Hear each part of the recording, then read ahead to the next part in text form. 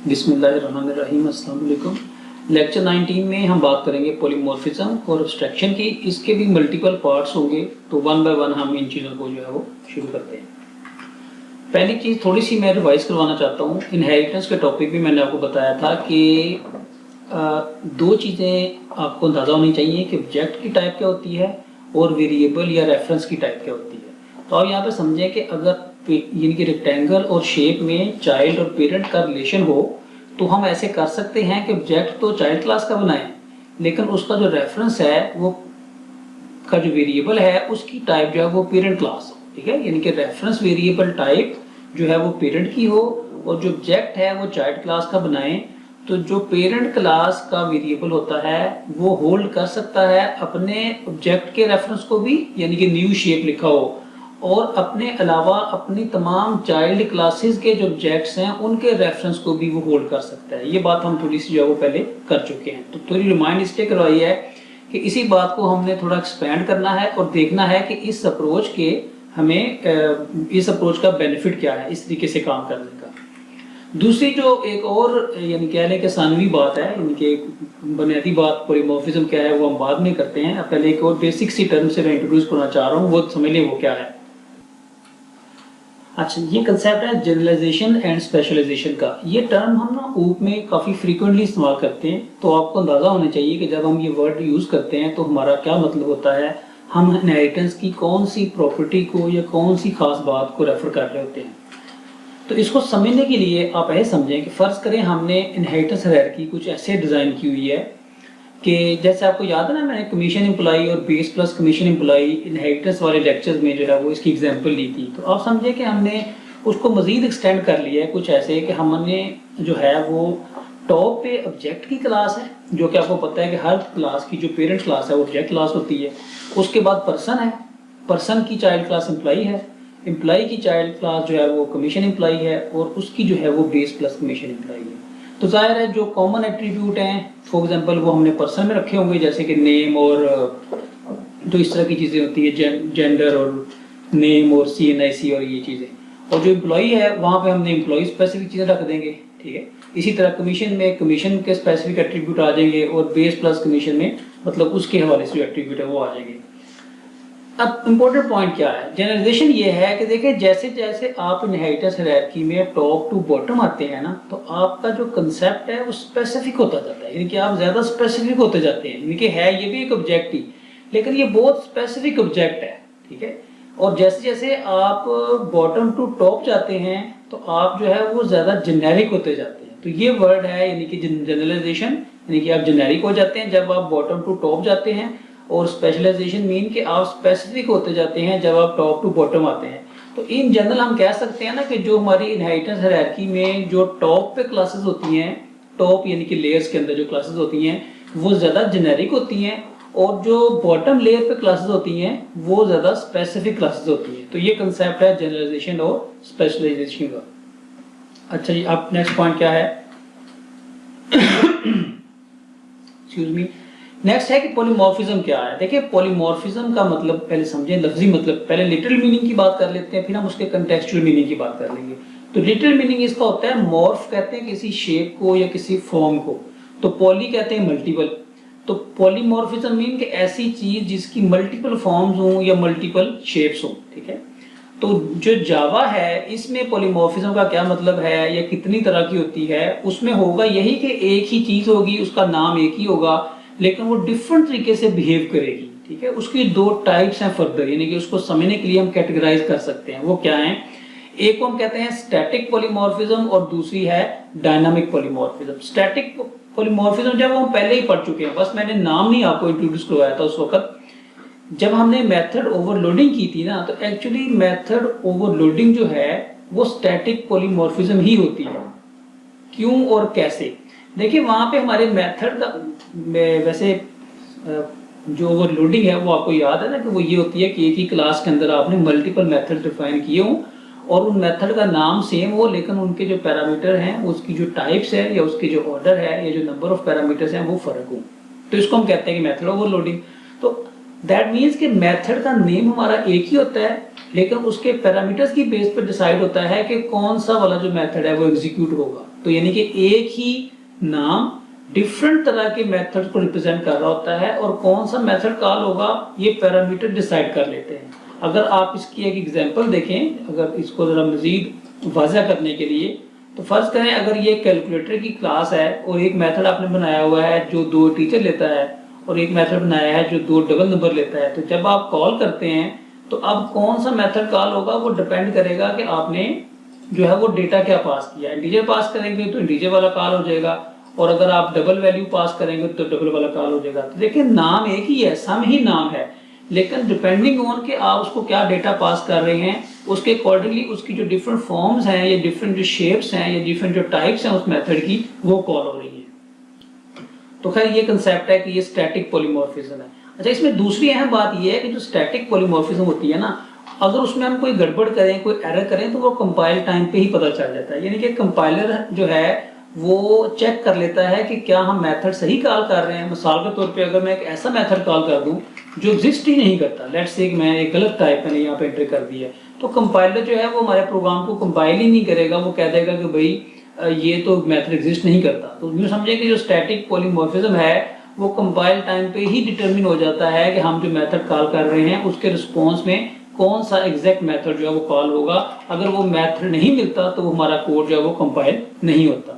वापस आए यानी कि जो हमारा मेन फ्लो है इस लेक्चर का उस पे, तो decision of which method would be called occurs at compile time. If you make some mistake it is detected at the compile time. ये मैंने आपको बताया है कि भाई जो स्टैटिक पॉलीमॉर्फिज्म है उसमें अगर आप कोई गलती करते हैं, क्योंकि वो कंपाइल टाइम पे ही चेक कर रहा होता है कि भी कौन सा मेथड कॉल होगा हमारे कोड के रिस्पॉन्स में, तो इसलिए वो डिटेक्ट हो जाता है जो एरर है।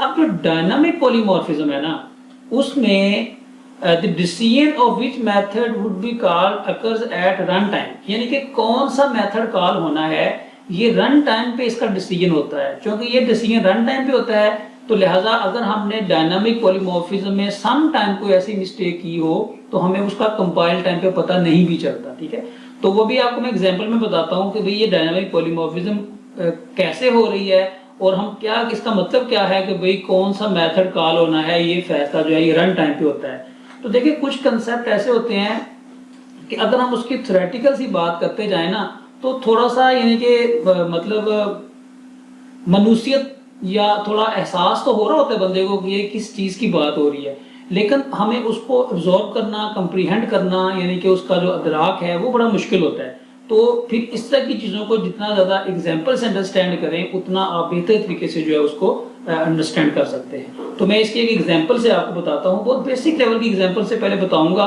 कि देखें यहाँ पर डायनामिक पॉलीमॉर्फिज्म हो रही है। जब आपको वो एग्जाम्पल वाज़ा हो जाएगी फिर एक थोड़ी सी प्रैक्टिकल एग्जाम्पल देके बताऊंगा कि देखें उस डायनामिक पॉलीमॉर्फिज्म का प्रैक्टिकल सॉफ्टवेयर डेवलपमेंट या सॉफ्टवेयर डिजाइन के अंदर हमें क्या बेनिफिट होता है। अच्छा, तो पहले हम इस लाइन को जरा कोड से समझते हैं कि decision of which method would be called occurs eight run time. इसका मतलब क्या है? देखिए फर्ज करें अगर आप कोड में आए और कोड में आपको याद है कि मैंने इनहेरिटेंस के लेक्चर्स के अंदर जो है वो ये एग्जांपल दी थी कि फर्ज करें एक शेप की क्लास है और उसमें कैलकुलेट एरिया का मेथड है जो कि 0 रिटर्न करता है, और रेक्टेंगल की जो क्लास है वो क्या करती है, शेप को एक्सटेंड करके अपने कुछ एट्रीब्यूट डिफाइन कर देती है, और जो कैलकुलेट एरिया है अपनी यानी कि रेक्टेंगल की लॉजिक के मुताबिक हम उसको इम्प्लीमेंट कर देते हैं। सर्कल ने भी यही काम किया है कि शेप को एक्सटेंड किया है और जो कैलकुलेट एरिया का मेथड है वो उसने अपना जो सर्कल का एरिया कैलकुलेट करने की लॉजिक होती है उसके मुताबिक हमने यहाँ पे डिफाइन कर दिया है। तो ये तो थोड़ा सा मैंने आपको ओवरव्यू दिया है कि जो हम क्लासेस यूज करने लगे हैं जैसे कि शेप, सर्कल और रेक्टेंगल, उनका आपस में इनहेरिटेंस रिलेशन क्या बना हुआ है ताकि आपको वाज़ह हो जब मैं उसको कोड में यूज कर रहा हूँ।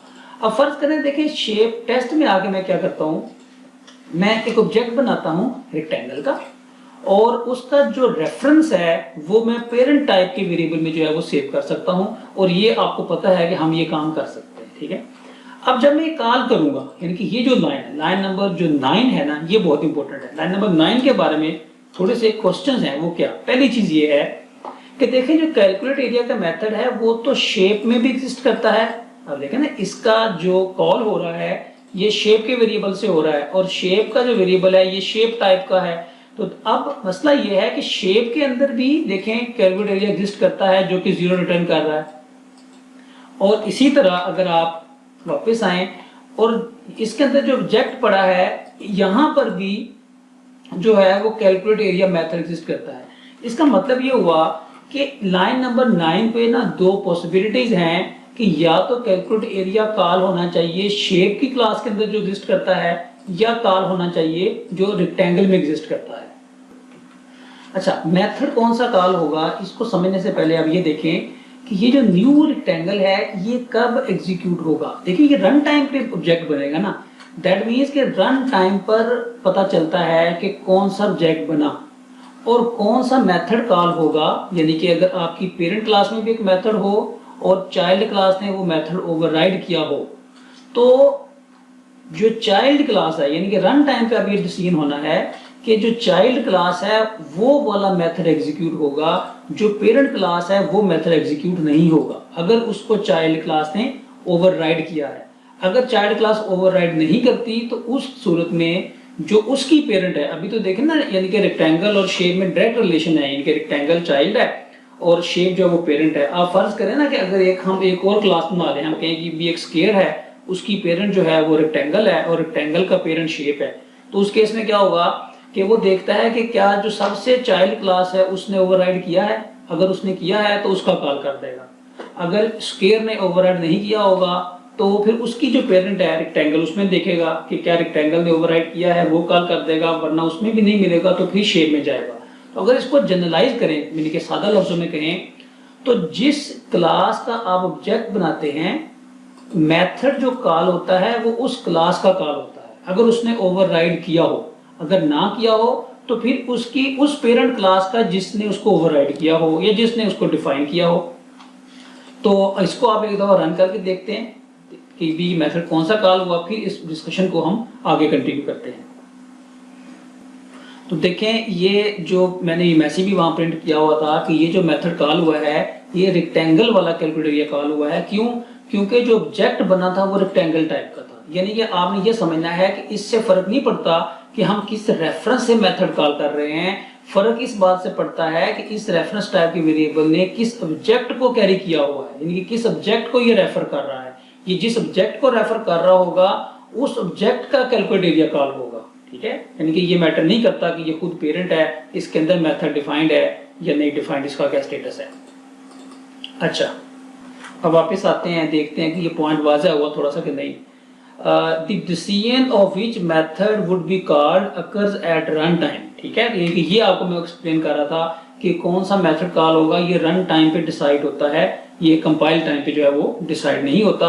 और देखिए यही पॉलीमॉर्फिज्म है, यानी कि कैलकुलेट एरिया का एक समझे एक मैसेज है जो हम पास कर रहे हैं, लेकिन रन टाइम पे ये सिस्टम डिसाइड कर रहा है कि क्या शेप क्लास की इंप्लीमेंटेशन कॉल करूं या रेक्टेंगल की इंप्लीमेंटेशन कॉल करूं। ठीक है, तो चूंकि ये जो डिसीजन है ये रन टाइम पे होता है, इसलिए इसको जो है वो हम कहते हैं कि भाई जो इसकी बाइंडिंग है वो डायनामिक हुई है। यानी कि बाइंडिंग से मुराद क्या है कि कौन से मेथड को एक्चुअली कॉल जानी है, दैट इज बाइंडिंग ना, कि कौन सा मेथड ने बाइंड हुआ है या कॉल जानी है। तो ये डायनामिकली यानी कि रन टाइम पे होगा, तो दैट इज वाई हम डायनामिक पॉलीमॉर्फिज्म को डायनामिक बाइंडिंग भी कहते हैं, क्योंकि वो जो बाइंडिंग है वो रन टाइम पे हो रही होती है, वो कंपाइल टाइम पे नहीं होती। क्या जो बुनियादी या जो बेसिक आइडिया है ना पॉलीमॉर्फिज्म का वो ये वाला है। अब हम इस डिस्कशन को थोड़ा सा मजीद एक्सपैंड करते हैं कि नेक्स्ट पॉइंट क्या है। देखिए दो बातें मजीद समझ लें कि आपको डायनामिक पॉलीमॉर्फिज्म समझते वक्त ये पता होना चाहिए कि कंपाइल टाइम पे क्या होता है और रन टाइम पे क्या होता है। देखिए जो कंपाइल टाइम है ना, when we call a method from a reference it's compiled only if the method exist in the variable type. ठीक है, इसका मतलब क्या है? इसका मतलब ये है कि आल्दो कि हम रेक्टेंगल यानी कि एक ऑब्जेक्ट इसमें रख रहे हैं, लेकिन हम कौन सा मेथड कॉल कर सकते हैं? Shape dot. हम सिर्फ उस मेथड को कॉल कर सकते हैं, ये जो हमने कॉल किया है, जो हमने शेप की क्लास के अंदर डिक्लेयर किया हो या डिफाइन किया हो। ठीक है, यानी कि हम ऐसा नहीं कर सकते, मिसाल के तौर पे मुझे पता ना रेक्टेंगल में गेट लेंथ है, तो मैं यहाँ पे गेट लेंथ कॉल नहीं कर सकता। क्यों? क्योंकि कौन सा मेथड कॉल हो सकता है ये फैसला ऑब्जेक्ट की टाइप नहीं करती।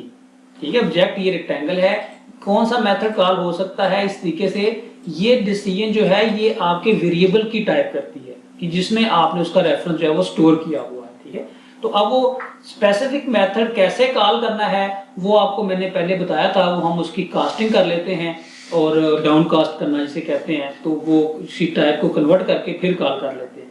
लेकिन यानी कि आप समझें कि भाई हम कौन सा मेथड कॉल कर सकते हैं, इसका डिसीजन किसने करना है, हमारे वेरिएबल की टाइप ने करना है, ऑब्जेक्ट की टाइप ने नहीं करना।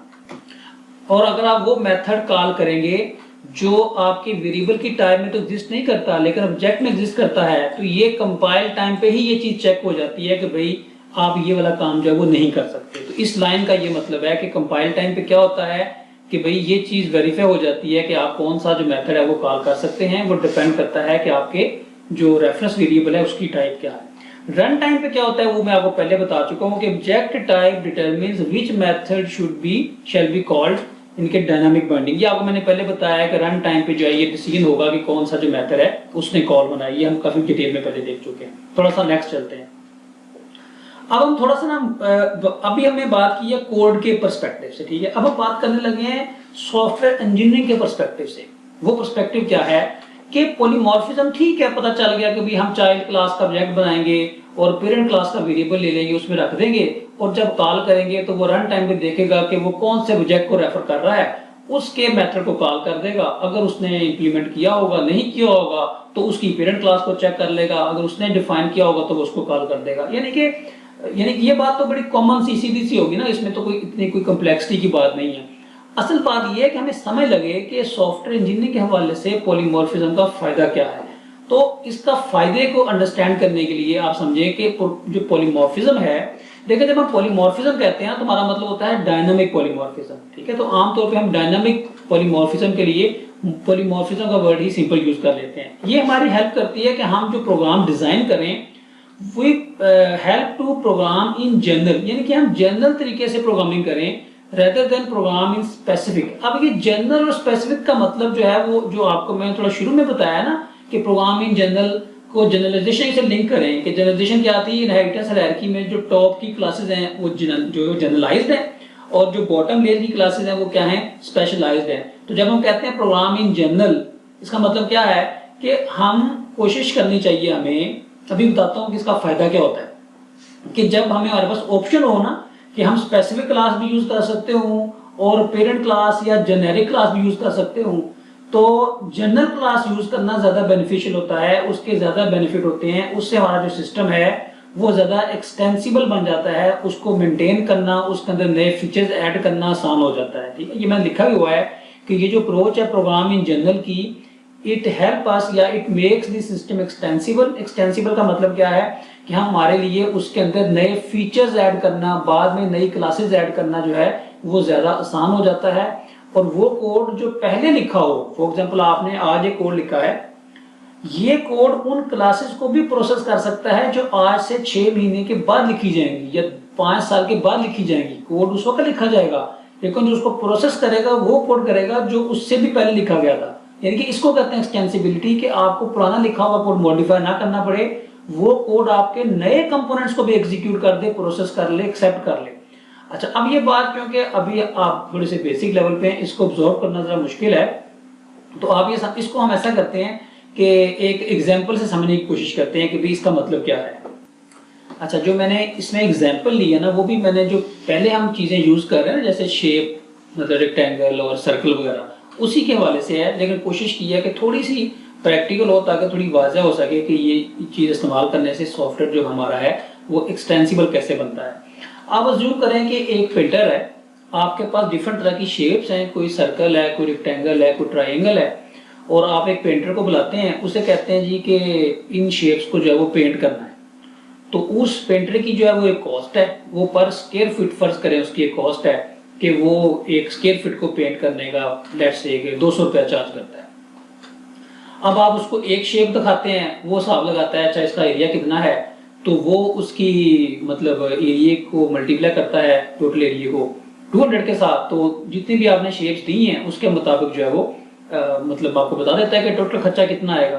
तो इस एग्जाम्पल को हम कोड करते हैं पहले पॉलीमॉर्फिज्म के बगैर और उसके बाद पॉलीमॉर्फिक तरीके के साथ, और फिर देखेंगे दोनों अप्रोचेज में जो है वो क्या हमें कोड के हवाले से क्या फर्क हुआ, यानी कि कोड का साइज कितना कम हो गया और सॉफ्टवेयर एक्सटेंसिबल कैसे हुआ, यानी कि फ्यूचर में आने वाली चेंजेस को सॉफ्टवेयर जो है वो कैसे कोप अप कर पाएगा, कैसे उसको उसके मुताबिक जो है वो एडजस्ट कर लेगा, कैसे उन चीज़ों को भी प्रोसेस कर लेगा।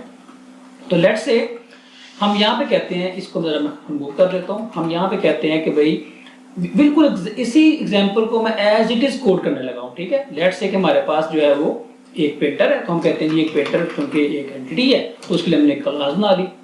पेंटर के भी जो बुनियादी एट्रीब्यूट्स हैं उसको आप स्किप भी कर सकते हैं लेकिन डिफाइन भी कर सकते हैं। लेट्स से हम कहते हैं उसका एक आईटी है, उस पेंटर का एक, आगे हमें इसकी जरूरत नहीं है लेकिन just for the sake of completion में लिख रहा हूँ।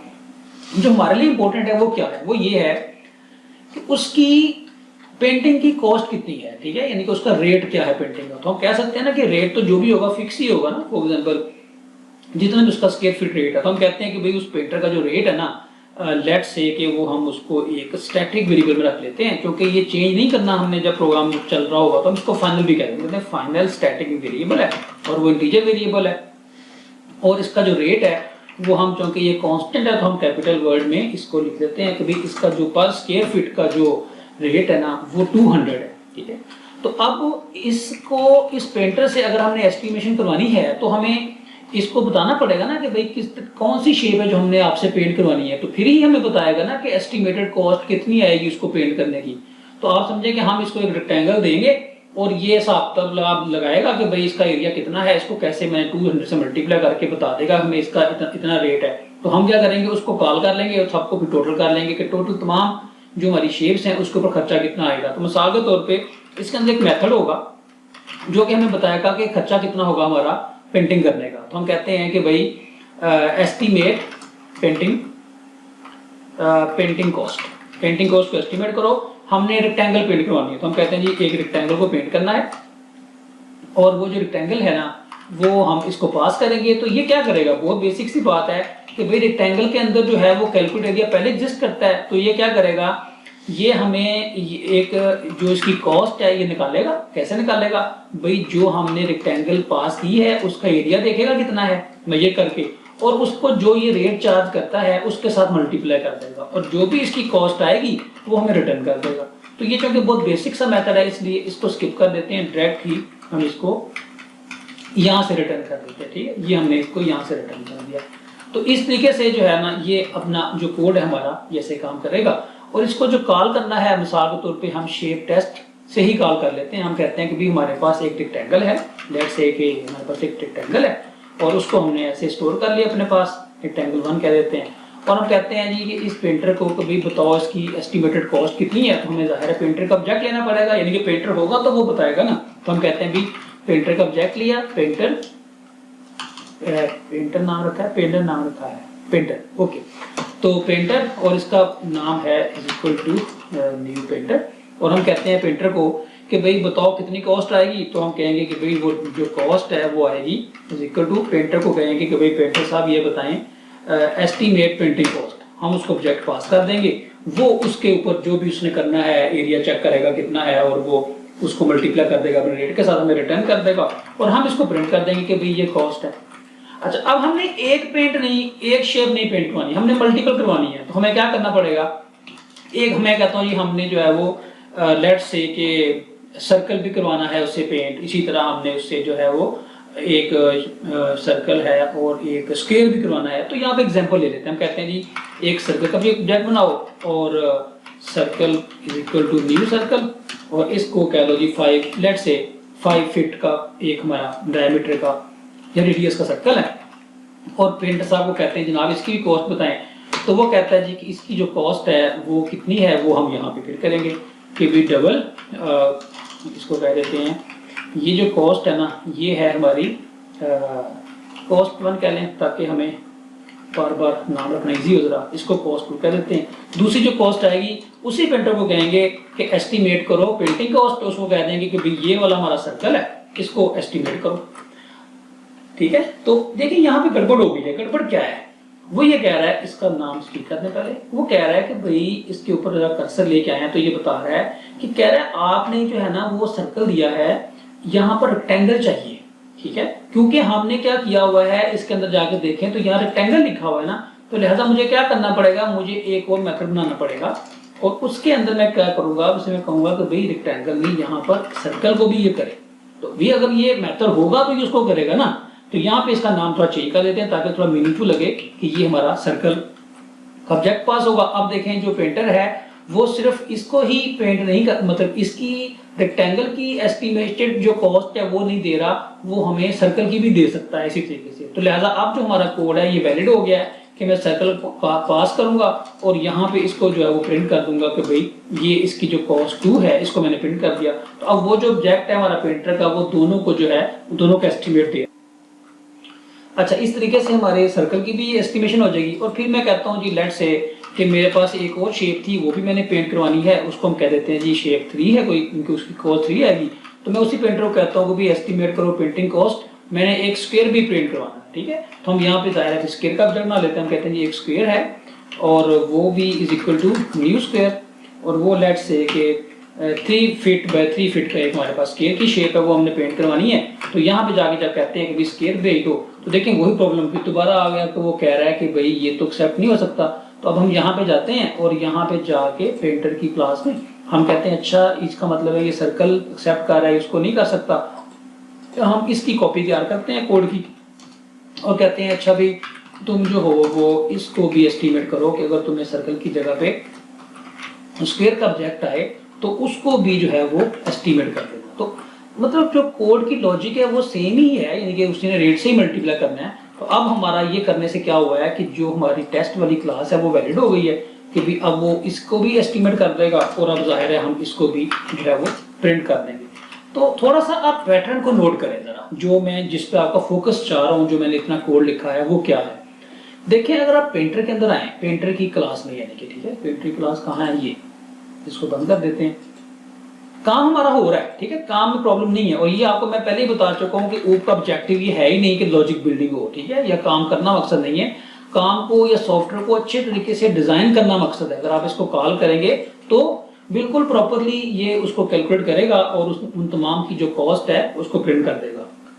तो ये देखें जी, ये इन तीनों की जो है वो कॉस्ट आएगी कि भाई जो भी खैर कॉस्ट है उसकी डिटेल में क्या जाते हैं। लेकिन आप सॉफ्टवेयर इंजीनियरिंग के हवाले से सोचें कि अगर आप पेंटर की क्लास में आए तो ये कोड या ये प्रैक्टिस कैसी लग रही है आपको कि भाई जो फंक्शन जो मेथड है वो जो काम कर रहा है उसकी लॉजिक सेम ही है, यानी कि उसको एरिया चाहिए और उसका रेट तो फिक्स है, लेकिन उस हमें ये लाइन बार बार रिपीट करनी पड़ रही है क्योंकि अगर हम यहाँ रेक्टेंगल लिखते हैं तो ये वाला मेथड जो है ये सर्कल को और स्क्वायर को जो है वो एक्सेप्ट नहीं करता, ठीक है। अब यहाँ पे नोट करें कि जब हमें जो मेथड कॉल करना है, कैलकुलेट एरिया कॉल कर रहे हैं, यानी कि हमें ऑब्जेक्ट को रेक्टेंगल का रिसीव कर रहे हैं, लेकिन हमें इससे कंसर्न ही नहीं है कि वो रेक्टेंगल है कि सर्कल है कि स्क्वायर है। देखिए आप एक घर में पेंटर बुलाते हैं तो आप उसके साथ ये रेट करते हैं ना कि यार तुम्हारा स्क्वायर फीट कितना रेट है। ये थोड़ी कहते हैं कि किचन की दीवार को पेंट करोगे तो फिर कितने पैसे लोगे, अगर ड्राइंग रूम की दीवार पेंट करोगे तो कितने पैसे लोगे। आप एक स्क्वायर फीट का रेट सेट कर लेते हैं, वो पूरे घर का पूरी दीवार का जितना रेट जितना एरिया निकलता है उसके लिहाज से उसकी कॉस्ट आ जाती है। क्या मतलब कि पेंटर को इससे गरज नहीं है कि वो शेप कौन सी है, उसको किससे गरज है, उसको गरज है कि उस शेप का एरिया कितना है।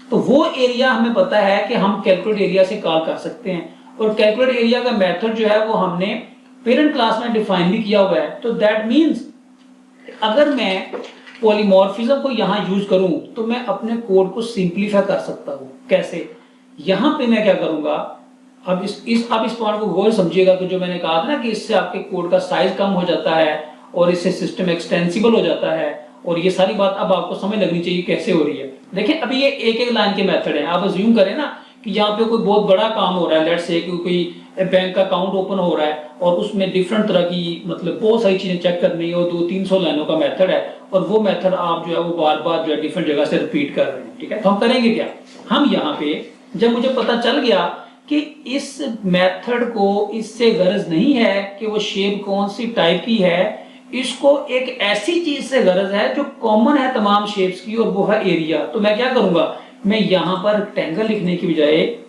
शेप लिख दूंगा, और इसका नाम भी जाहिर है थोड़ा सा मीनिंगफुल कर लेते हैं, शेप कर दूंगा। अब चूंकि मैंने यहाँ पे पेरेंट क्लास का नाम लिख दिया ना, अब मुझे इन दोनों मेथड्स को डिफाइन करने की जरूरत नहीं है। मैं अभी इसको डिफाइन वापस करके कमेंट कर दूंगा, आपको पता चल जाए कि देखें इसको मैंने अभी ये यूज नहीं कर रहा। जब मैं टेस्ट क्लास में जाऊंगा तो देखें कोड में कोई प्रॉब्लम नहीं आया, मैं यहाँ पे रेक्टेंगल पास कर रहा हूँ या सर्कल पास कर रहा हूँ या स्क्वायर पास कर रहा हूँ, और मेथड देखें तीनों पे क्लिक करके देखें यही वाला कॉल हो रहा है। तो ये जितना भी एक्स्ट्रा कोड हम लिखते हैं ये सारे का सारा हमारा खत्म हो गया। अब हमारा सिर्फ एक मेथड जो है वो इन तमाम जो तमाम तरह की जो शेप्स हैं इसको प्रोसेस कर देगा बिकॉज ऑफ पॉलीमॉर्फिज्म। करेगा कैसे? जब हम एस्टिमेट पेंटिंग कॉस्ट कॉल करेंगे तो शेप इसके पास आएगी, जब ये कैलकुलेट एरिया कॉल होगा तो ये शेप का थोड़ी कॉल होना है, ये तो आपको मैंने थोड़ी देर पहले बताया है कि ये रन टाइम पे देखेगा कि इस वक्त ये जो शेप का वेरिएबल है ये किस ऑब्जेक्ट को पॉइंट कर रहा है। जिस ऑब्जेक्ट को पॉइंट कर रहा होगा, फर्ज करें शुरू में रेक्टेंगल को पॉइंट कर रहा है, तो ये शुरू में रेक्टेंगल के अंदर जो कैलकुलेट एरिया वाला मेथड है उसको कॉल करेगा और उसको रेट से मल्टीप्लाई कर देगा। यानी कि आप इसको समराइज यूं करें कि अगर हमारे मेथड्स को स्पेसिफिक चीजों की जरूरत नहीं होती, वो जेनेरिक लेवल पे रह के अपना काम कर सकते हैं, और वो यानी कि इनहेरिटेंस हायरार्की की बात कर रहा हूं अब मैं, ठीक है। इनके टॉप पे क्या है जेनेरिक चीजें हैं, बॉटम में क्या है स्पेसिफिक चीजें हैं। तो हम कह सकते हैं ना कि जो शेप है वो जेनेरिक है और रेक्टेंगल जो है वो स्पेसिफिक है। तो अगर कोई भी मेथड जेनेरिक टाइप को यूज करके अपना काम कर सकता है तो वहां पर स्पेसिफिक टाइप यूज नहीं करनी चाहिए। तो ये उसकी वर्किंग एग्जांपल है कि ये मेथड जेनेरिक टाइप को, रेफरेंस टाइप को यहाँ पे यूज करके ये अपना काम कर सकता है। तो लिहाजा यहाँ पे हमें प्रोग्राम इन जेनेरिक या प्रोग्राम इन जनरल करना चाहिए, यानी कि जनरल टाइप यूज करनी चाहिए जो कि शेप है, स्पेसिफिक टाइप यूज नहीं करनी चाहिए जो कि रेक्टेंगल है। क्योंकि अगर हम स्पेसिफिक टाइप यूज करेंगे तो हमें हर एक स्पेसिफिक टाइप के लिए कोई एक मेथड और बनाना पड़ेगा, यानी कि मेथड की ओवरलोडिंग करनी पड़ेगी। तो हमारे कोड का साइज इंक्रीज हो जाएगा, उसको मेंटेन करना डिफिकल्ट होगा। और फ्यूचर में फॉर एग्जांपल मैं कहता हूँ ये एक और नई जो है वो शेप आती है, दैट्स ए ट्रायंगल। तो अगर ट्रायंगल शेप को मुझे मैनेज करना है या उसको भी मैंने प्रोसेस करवाना है, उसकी भी मैंने कॉस्ट एस्टिमेशन करवानी है, तो मुझे इस क्लास में आगे फिर एक और मेथड डिफाइन करना पड़ेगा जो ट्रायंगल लेगा, अगर मैंने यहाँ पे पॉलीमॉर्फिक इनको ट्रीट ना किया हो। लेकिन अगर मैं यहाँ पे प्रोग्राम इन जनरल कर लूंगा तो फ्यूचर में जो नई शेप्स की क्लासेस आएंगी ये मेथड उनको भी प्रोसेस कर देगा। देखिए ये बहुत पावरफुल बात है। अगर आप इसको थोड़ा सा विजुलाइज करें कि फर्ज करें आज हमने ये कोड लिख दिया कि भाई ये कॉस्ट की एस्टिमेशन करता है, आज से 2 महीने के बाद हमने एक और क्लास इसके अंदर ऐड की, लेट्स से हम कहते हैं जी एक हमने ट्रायंगल की क्लास ऐड की, और ये जो क्लास है ना ये भी जाहिर है शेप को ही एक्सटेंड करेगी, हम कहेंगे एक्सटेंड शेप। और इसके अंदर जो है वो हम कह देते हैं जी फॉर एग्जांपल इसके अंदर बेस है उसकी, और मैं बड़ा सिंपल सा इसकी डेफिनेशन दे रहा हूँ टाइम ताकि शॉर्ट रहे। बेस और हाइट इसकी डेफिनेशन है, और ये क्लास भी क्या करती है, ये भी कैलकुलेट एरिया को डिफाइन कर देती है। और यहाँ पे हम फार्मूला चेंज कर देते हैं, हम कहते हैं कि ये जो है ना ये है ये कितना होता है 0.5 into base into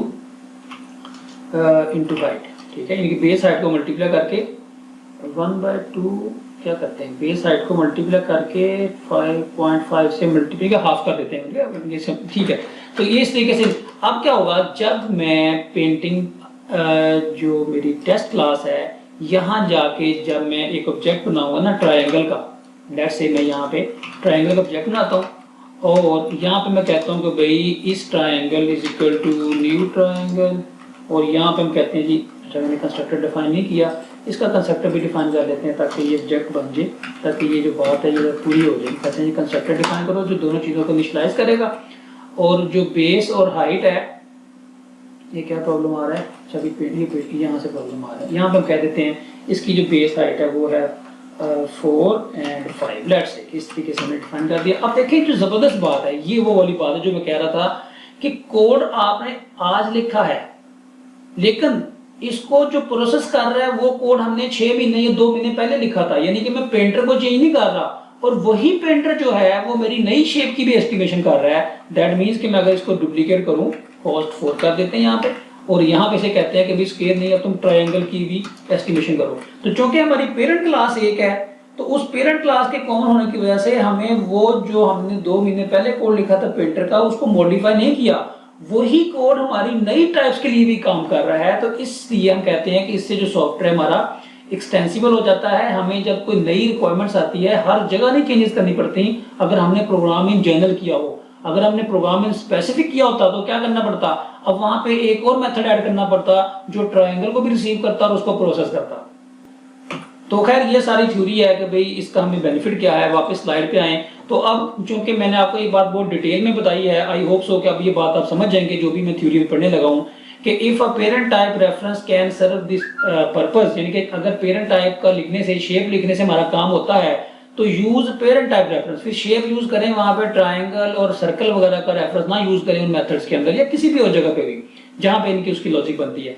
prefer generic approach over specific approach, ये भी हमने देख लिया है। Polymorphism allows to process object with common super class. ये क्यों हो रहा है, क्योंकि सुपर क्लास कॉमन है, वो शेप है। अगर सुपर क्लास ना हो तो फिर पॉलीमॉर्फिज्म नहीं हो सकती। यहाँ पे यूं समझे कि इनहेरिटेंस के बगैर पॉलीमॉर्फिज्म नहीं हो सकती। अगर इनहेरिटेंस ही ना हो तो पॉलीमॉर्फिज्म, डायनामिक पॉलीमॉर्फिज्म का कोई कंसेप्ट नहीं है। फिर all are object of the super class, यानी कि बिल्कुल ऐसे लगता है जैसे सारे जो ऑब्जेक्ट आ रहे हैं वो सुपर क्लास के आ रहे हैं, ठीक है, हालांकि ऐसी बात नहीं है, वो डिफरेंट क्लासेस के जो वो आ रहे होते हैं अगर आप पेंटर के कंटेक्स्ट इसको देखें। नेक्स्ट जो पॉइंट है वो क्या है, ये समरी है यानी कि सारी बात की, वो क्या कि इससे सिस्टम एक्सटेंसिबल हो जाता है। Polymorphism help to design system that are extensible. New classes can be added with little or no modification to the general portion of the program, यानी कि जो मैंने ट्रायंगल ऐड की है तो मैंने पेंटर में कोई चेंज नहीं किया और एक नई क्लास ऐड करके पेंटर से प्रोसेस करवा ली है, ये मतलब इस लाइन का। New methods can be invoked by already defined components that process the component generically, यानी कि जो पेंटर है वो कैलकुलेट एरिया कॉल कर रहा है उस क्लास का, ट्रायंगल का, जो मैंने बाद में लिखी है। इसका मतलब ये है, ठीक है, जेनेरिकली, यानी कि ये कब पॉसिबल है, क्योंकि हमने प्रोग्रामिंग जनरल किया हुआ है। Only specific behaviour is implemented in new classes added in inheritance hierarchy, यानी कि आपने अब क्या करना है, जो स्पेसिफिक बिहेवियर, फर्स्ट करें ट्रायंगल का कोई स्पेसिफिक बिहेवियर है कि भाई कोई और कोई काम करना है, लेट्स से आप कहते हैं उसका उसकी विड्थ कितनी है, हाइट कितनी है, कोई भी इनके जो उसके स्पेसिफिक काम है, सिर्फ वो काम आपने उस क्लास में करना है। जो जनरल काम है वो आपने पेरेंट क्लास से जो मेथड आ रहा था उसको ओवरराइड कर दिया, तो जहां जहां पे वो यूज हो सकता था तो वो ऑटोमेटिकली वो यूज हो जाएगा, आपको कोड को जो है वो बार बार जो है वो चेंज नहीं करना पड़ेगा। तो इस तरीके से खैर जो पॉलीमॉर्फिज्म है वो हमारी हेल्प करती है कि हम अपने सॉफ्टवेयर को जो है वो जेनेरिक तरीके से डिजाइन करें, हम हमेशा प्रोग्रामिंग जनरल करें जहां पर पॉसिबल हो और जिस लेवल तक पॉसिबल हो। ये नहीं कि मतलब ऐसी चीज यूज कर लें जिसकी जो है वो लॉजिक नहीं बनती। जाहिर है वो जब आप थोड़ा सा काम करेंगे आपको समझ लग जाएगी कि प्रोग्रामिंग जनरल का मतलब ये नहीं होता कि फॉर एग्जांपल आप जो है वो इस जगह पे जाके आप कहेंगे अच्छा यहाँ पे पेंटर के अंदर शेप क्यों यूज किया है, इसकी भी पेरेंट क्लास ऑब्जेक्ट है तो ऑब्जेक्ट यूज कर लें। तो आपको पता है अगर ऑब्जेक्ट यूज करेंगे, फर्ज करें यहाँ पे, तो ऑब्जेक्ट डॉट कैलकुलेट एरिया फिर हम कॉल नहीं कर सकते, क्योंकि ये मेथड कौन सा कॉल होना है ये डिपेंड करता है वेरिएबल की टाइप के ऊपर। तो वेरिएबल की टाइप शेप रखेंगे तो कैलकुलेट एरिया कॉल होना है। दैट मींस के ये हमने डिसाइड करना होता है कि हमने इनहेरिटेंस हायरार्की में कितना जेनेरिक होना है। इतना जेनेरिक भी नहीं हो जाना कि हमें बार बार डाउन टाइप कन्वर्जन या टाइप कास्टिंग करनी पड़े मेथड कॉल करने के लिए, और इतना स्पेसिफिक भी नहीं हो जाना कि हम एक और क्लास ऐड करें तो हमें नए मेथड जो है वो डिजाइन करने पड़े। हमें एक खास लेवल पे रह के काम करना होता है, उससे जो हमारा सॉफ्टवेयर है उसका जो आर्किटेक्चर है वो ज्यादा कंप्रीहेंसिव या जो ज्यादा एक्सटेंसिबल है वो बनता है। तो ये वीडियो का साइज थोड़ा सा ज्यादा हो गया है, लेकिन चूंकि पॉलीमॉर्फिज्म का टॉपिक बहुत अहम है और इनहेरिटेंस का भी इससे ताल्लुक आपको वाज़ेह हो गया होगा, और जो हमारे अगले दो टॉपिक हैं वो भी एक्चुअली पॉलीमॉर्फिज्म को ही मजीद स्ट्रेंथन करते हैं। ठीक है, वो जब मैं बताऊंगा ना कि एब्स्ट्रैक्शन और इंटरफेस क्या होते हैं, फिर आपको समझ लगेगी कि एक्चुअली उन दोनों का जो मकसद है वो पॉलीमॉर्फिज्म ही है, क्योंकि पॉलीमॉर्फिज्म समझे कि इतना बड़ा और इतना यूजफुल जो है वो कंसेप्ट है। तो वो हम यहाँ देखेंगे। इसी तरह की मैंने एक और एग्जांपल सोची थी ताकि आपको ये बात अच्छी तरह वाज़ेह हो, वो मैं इसका जो पार्ट 2 बनाऊंगा उसमें मैं आपको पॉलीमॉर्फिज्म की एक और एग्जांपल दूंगा, और फिर हम जो है वो पार्ट 4, 3 और 4 वगैरह में जो है वो मूव करेंगे नेक्स्ट जो हमारे टॉपिक्स हैं उनके ऊपर।